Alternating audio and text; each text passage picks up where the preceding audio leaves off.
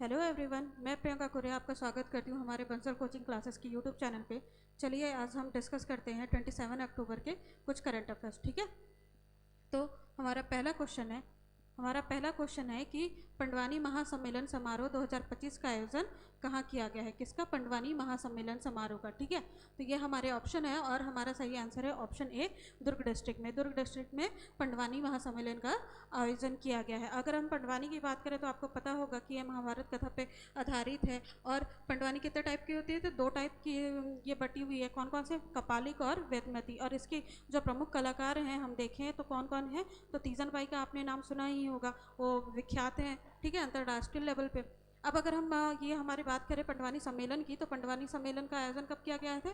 तो 25 अक्टूबर को किया गया है। कहाँ किया गया है? तो दुर्ग डिस्ट्रिक्ट में। ठीक है, अवसर क्या था? तो अंतर्राष्ट्रीय कलाकार दिवस। क्या था? अंतर्राष्ट्रीय कलाकार दिवस के अवसर पर इस सम्मेलन का आयोजन किया गया है। अगर उद्देश्य की बात करें तो उद्देश्य क्या है? तो पारंपरिक लोक कला पंडवानी को संरक्षित, प्रोत्साहन और प्रसारित करना। वैसे तो अंतर्राष्ट्रीय लेवल पे ऑलरेडी ख्याति प्राप्त है तीजन बाई जा के इंटरनेशनल लेवल पर कई जगह पे उन्होंने अपनी प्रस्तुति दी है और दूसरे देशों के द्वारा उनको अवार्ड भी मिला है। हमारे सरकार द्वारा भी उनको पद्मश्री, पद्म भूषण और पद्म विभूषण पुरस्कार दिया गया है। ठीक है, बट फिर भी अब आगे की जनरेशन भी पंडवानी को जाने, उसकी ख्याति मिले उसको, तो इसकी लोक कला ये जो है इसको संरक्षित करने के लिए, इसको प्रोत्साहन करने के लिए और इसका प्रचार प्रसार हो सके, लोग इसके बारे में जान सके, उसके लिए इस महोत्सव का आयोजन किया गया है। कहाँ किया गया है? तो दुर्ग डिस्ट्रिक्ट में। ठीक है, हमारे नेक्स्ट क्वेश्चन पे चलते हैं। तो हमारा नेक्स्ट क्वेश्चन है छत्तीसगढ़ के कौन से थीम पर एक रंगोली बनाई गई है, उस रंगोली का थीम बताना है। तो कौन से थीम पर आधारित rangoli golden book of world records में शामिल हुई है या दर्ज हुई है। ठीक है, तो रंगोली की थीम पूछी गई है कि एक रंगोली बनाई गई है, उस रंगोली की थीम क्या है और उस रंगोली को कहाँ रिकॉर्ड किया गया है, कहाँ दर्ज हुआ है वो, तो golden book of world record में। तो ये हमारे ऑप्शन है और हमारा सही आंसर है कामधेनु रंगोली। कौन सा है? कामधेनु रंगोली। ठीक है, अब देखिए कामधेनु रंगोली के बारे में, तो कहाँ किया गया है? मनोहर गौशाला। मनोहर गौशाला खैरागढ़ में है, वहाँ ये रंगोली बनाई गई है। और अगर उपलब्धि की बात करें तो मनोहर गौशाला का ये 6वां विश्व रिकॉर्ड है। कौन सा? 6वां विश्व रिकॉर्ड। अगर इस रंगोली की बात करें तो उसका फलों का यूज़ करके 27,000 फलों का यूज़ करके ये रंगोली बनाई गई है। ठीक है, तो ऑर्गेनिक तरीके से ये रंगोली बनाई गई थी, इसलिए इसको विश्व रिकॉर्ड में, गोल्डन बुक ऑफ रिकॉर्ड्स में दर्ज किया गया है। तो ठीक है, ये हमारा दूसरा क्वेश्चन हो गया। और अगर हम अपने तीसरे क्वेश्चन की बात करें तो ये हमारा इंपॉर्टेंट हो जाता है। आज छत्तीसगढ़ के 2 ही क्वेश्चन है। ठीक है, तो हम राष्ट्रीय क्वेश्चन पे आते हैं, नेशनल लेवल के। तो अक्टूबर 2025 में बंगाल की खाड़ी में आने वाले तूफान या साइक्लोन का नाम क्या है? कहाँ? बंगाल की खाड़ी में। आपको पता होगा कि हमारा जो देश है, भारत देश, एक तरफ उसके अगर हम बात करें दक्षिण पूर्वी हिस्से में, तो दक्षिण पूर्वी हिस्से में क्या है? बंगाल की खाड़ी है। और अगर दक्षिण पश्चिमी के हिस्से की बात करें तो वहाँ क्या है? अरब सागर है। ठीक है, तो अरब सागर और बंगाल की खाड़ी हमारे भारत के दोनों ओर स्थित है। तो यहाँ पे बात की जा रही है कि बंगाल की खाड़ी में आने वाले तूफान का नाम क्या है। तो ये हमारे ऑप्शन है और इसका सही आंसर है ऑप्शन ए, मोन्था। क्या है? मोन्था। ठीक है, अगर हम ये साइक्लोन जो है मोन्था के बारे में बात करें कि मोन्था क्या है, तो मोन्था जो है कहाँ आया है? बंगाल की खाड़ी में आया है, बे ऑफ बंगाल में आया है। ठीक, अब अगर मोन्था की बात करें तो मोन्था का अर्थ क्या होता है? तो सुंदर फूल या सुगंधित फूल होता है। हमारे हिंद महासागर क्षेत्र में जितने भी 13 देश हैं, 13 देशों का एक कम्युनिटी है। ठीक है, एक देश है, मतलब कि एक देश नहीं, मतलब कि 13 देशों का समूह है जो बारी बारी से हिंद महासागर के क्षेत्र में जो है, जो भी कभी भी कोई भी साइक्लोन आता है तो उसका नाम बारी बारी से ये रखते हैं। तो अभी ये जो मोन्था है, मोन्था का नामकरण कौन से देश ने किया है? तो अभी किसने किया है? थाईलैंड ने किया है। ठीक है, किसने किया है? थाईलैंड द्वारा किया गया है। ठीक है, नामकरण। और इसका अर्थ क्या होता है मोन्था का? तो मोन्था का नामकरण होता है सुंदर और सुगंधित फूल। ठीक है, सुंदर और सुगंधित फूल। अगर इसके प्रभावित क्षेत्र की बात करें तो आपको पता होगा, अगर मैं, ये इंडिया है। ठीक है, ये इंडिया का मैप है, तो बे ऑफ बंगाल आपका यहाँ है, लोकेटेड होता है। कहाँ? यहाँ पे लोकेटेड होता है। तो ये वाली एरिया में जितने भी हमारे राज्य हैं वो इससे अफेक्टेड हैं। तो कौन कौन है? आंध्र प्रदेश, उड़ीसा, तमिलनाडु, इसके अलावा केरल भी आ जाएगा। अगर इसकी स्थिति और बनी रही, अगर ये साइक्लोन की रफ्तार और तेज हुई, अगर इसने प्रचंड रूप ले लिया, तो हो सकता है कि हमारा छत्तीसगढ़ भी, क्योंकि इसके बाद भी छत्तीसगढ़ यहाँ से लगा हुआ है, तो छत्तीसगढ़ भी इफेक्टेड हो। ठीक है, तो अभी अगर प्रभावित क्षेत्र की बात करें तो कौन कौन सा होगा? तो यहाँ पे आप देखोगे कि यहाँ पे आएगा उड़ीसा, फिर आएगा आपका आंध्र प्रदेश, फिर आएगा तमिलनाडु। ठीक है, तो ये आपके प्रभावित क्षेत्र हो गया। और क्या है साइक्लोन का नाम? मोन्था। ठीक है, सुझाव हिंद महासागर क्षेत्र के 13 सदस्य बारी बारी से दिया जाता है, ये आपको मैं बता चुकी। इसके बाद अगर बंगाल की खाड़ी के चक्रवात की बात करें तो आमतौर पर हमेशा अगर अरब सागर और बंगाल की खाड़ी की बात करें तो बंगाल की खाड़ी में चक्रवात ज़्यादा आता है, और उसका रीज़न क्या होता है, तो ग्लोबल वार्मिंग जो बढ़ रहा है, समुद्र का पानी गर्म हो रहा है, जिसकी वजह से साइक्लोन का फॉर्मेशन होता है। इसके बाद हम बात करें तो जो बे ऑफ बंगाल है यहाँ पे, और इधर भी कुछ कुछ चीज़ें हैं, तो यहाँ पे उसके त्रिकोण, ऐसी त्रिकोणीय आकृति बनती है, जिसके कारण ज़्यादातर साइक्लोन का फॉर्मेशन होता है, ठीक है, और ये भीषण होते हैं।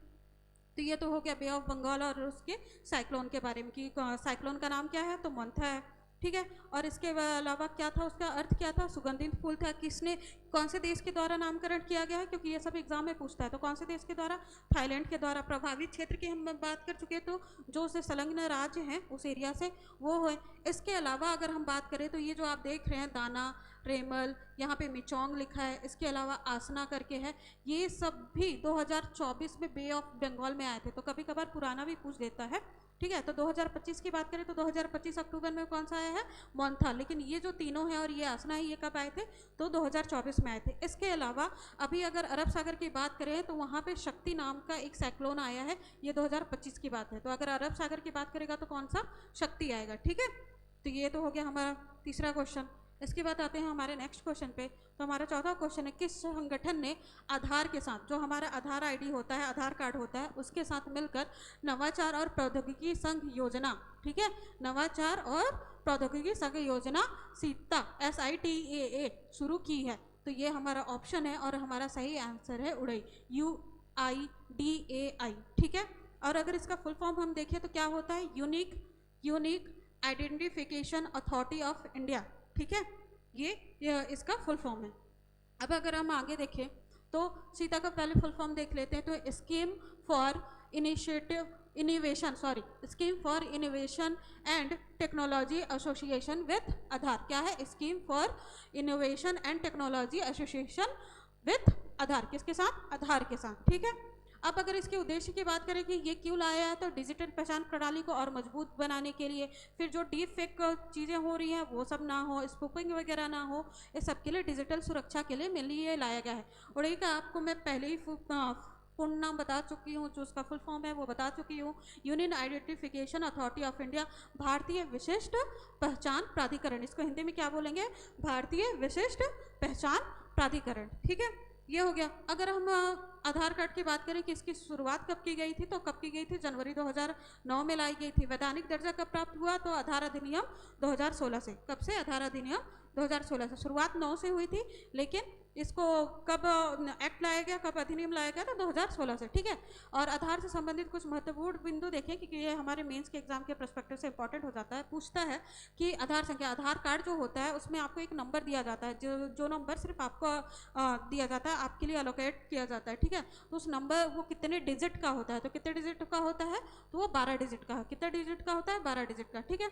अंकों का विशिष्ट पहचान संख्या होता है। यह भारत के निवासियों का उड़ई द्वारा जारी किया गया एक 12 अंकों का विशिष्ट पहचान पत्र होता है। पहचान पत्र होता है, आपके आइडेंटिफिकेशन के लिए होता है। इसके अलावा अगर बात किया जाए कि आप रहते कहाँ हो, तो आपका पता, आपका एड्रेस बताने के लिए भी आप इसको यूज़ करते हो। अपना डेट ऑफ बताने के लिए भी यूज़ किया जाता है, ठीक है। इसके बाद अगर उद्देश्य की बात करें कि ये जो लाया गया था आधार प्रोग्राम, वो क्यों लाया गया था, तो पहचान को प्रमाण पत्र या पते का प्रमाण पत्र बना के रूप में प्रदर्शित करने या फिर सुरक्षित करने के लिए ये लाया गया था। नागरिकता का प्रमाण नहीं है, ठीक है। अब इसके बाद हमारे आज का अंतिम क्वेश्चन देखें तो गूगल क्लाउड ने किसके साथ मिलकर दुनिया का पहला AI based Meta human band, यहाँ पे बैंड की बात कर रही है। बैंड यानी कि आपने देखा होगा म्यूजिकल बैंड्स होते हैं, ठीक है, गिटार बैंड होता है, अलग अलग जो भी म्यूजिकल इंस्ट्रूमेंट होते हैं उनके बैंड्स होते हैं, जैसा ड्रम बैंड होता है। तो यहाँ पे AI आधारित मेटा ह्यूमन बैंड की बात की जा रही है, ठीक है। तो गूगल क्लाउड ने किसके साथ पार्टनरशिप की है या किसके साथ मिलकर ये लाया गया है मेटा ह्यूमन बॉन्ड, तो ये हमारे ऑप्शन है और इसका सही आंसर होगा ऑप्शन बी, AR रहमान। क्या है, AR रहमान। AR रहमान को ऑस्कर अवार्ड मिल चुका है। तो AR रहमान के साथ गूगल क्लाउड ने पार्टनरशिप की है या साझेदारी की है, उसके साथ मिलके ये लाया गया है, ठीक है। अब AI based Meta human bond band लाया गया है, ठीक है। और इसका नाम क्या है, अगर स्पेसिफिक बात करें कि हमने तो बोल दिया कि AI बेस्ड ये मेटा ह्यूमन बैंड है, ठीक है, लेकिन बैंड का अगर नाम, क्योंकि हर बैंड का कुछ ना कुछ तो नाम रहता है, तो अगर नाम की बात करें तो नाम क्या होगा, तो नाम ये है सीक्रेट माउंटेन। इस बैंड का क्या नाम है, सीक्रेट माउंटेन। तो अगर कोई पूछे कि सीक्रेट माउंटेन बैंड जो है वो क्या है, तो गूगल क्लाउड द्वारा लाया गया AI बेस्ड ह्यूमन बैंड है, ठीक है।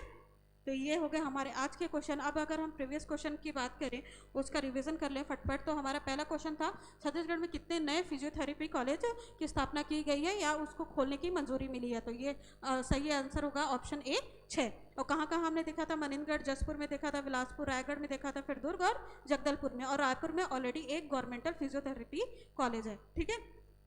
इसके बाद बात करेंगे छत्तीसगढ़ में वर्तमान में बाघों की संख्या कितनी है। टाइगर्स की बात किया जा रहा है तो कितना है, 35। लेकिन ये 2022 के सेंसस की बात करें तो 2022 के सेंसस के अकॉर्डिंग 17 ही है। और ये 35 जो बताया गया है वो हाल ही में एक नया सेंसस किया गया है, किसके द्वारा, छत्तीसगढ़ गवर्नमेंट द्वारा। छत्तीसगढ़ वन्य जीव कल्याण बोर्ड है, उन्होंने सेंसस किया और उसके अकॉर्डिंग उन्होंने ये बताया कि कितनी है बाघों की संख्या, अब 35 हो गई है, ठीक है। लेकिन 2022 के सेंसस के अकॉर्डिंग जो NTCA रिलीज करता है उसके अकॉर्डिंग 17 ही है, ठीक। अब अगर हम बात करें बस्तर ओलंपिक 2025 का शुभंकर क्या है, तो इसका ऑप्शन डी आएगा, ए और बी दोनों सही आएगा, वन भैंसा और पहाड़ी मैना, ठीक है। राजकीय पशु और राजकीय पक्षी है हमारे यहाँ की। इसके अलावा बात करें भारत की पहली रियल टाइम बाढ़ पूर्वानुमान प्रणाली कहाँ पे लॉन्च की गई है या कहाँ विकसित की गई है, तो कौन है, ऑप्शन ए चेन्नई में। इसके बाद बात करें अत्यधिक गरीबी से मुक्त घोषित होने वाला भारत का पहला राज्य कौन सा है, ठीक है। तो ये हमारा सही ऑप्शन हो जाएगा, क्या है, अत्यधिक गरीबी से मुक्त, ऑप्शन सी केरल, ठीक है। ये इंग्लिश में गलत लिखा है, ये गलत ट्रांसलेशन है तो इसको मत देखिएगा। इसके अलावा जनजातीय भाषा और बोलियों के संरक्षण संवर्धन के लिए AI आधारित अनुवाद ऐप का नाम क्या है, ठीक है। जनजातीय भाषाओं के संरक्षण के लिए जो ST कम्युनिटीज होती है, जो हमारे यहाँ जनजातीय, हमारे नहीं देश में जितने भी जनजातियाँ हैं, तो उनके भाषाओं को संरक्षण करने के लिए और संवर्धित करने के लिए, प्रचार प्रसार करने के लिए ये ऐप लाया गया है और उसका ट्रांसलेशन ईजी वे में हो सके, ठीक है। तो कौन सा ऐप है, तो इसका आंसर होगा ऑप्शन ए आदिवाड़ी, ठीक है। आपको मैं बताई थी कि छत्तीसगढ़ की गोंडी भाषा को इसमें प्रथम चरण में सम्मिलित किया जाएगा, ठीक है। कौन सा भाषा, गोंडी।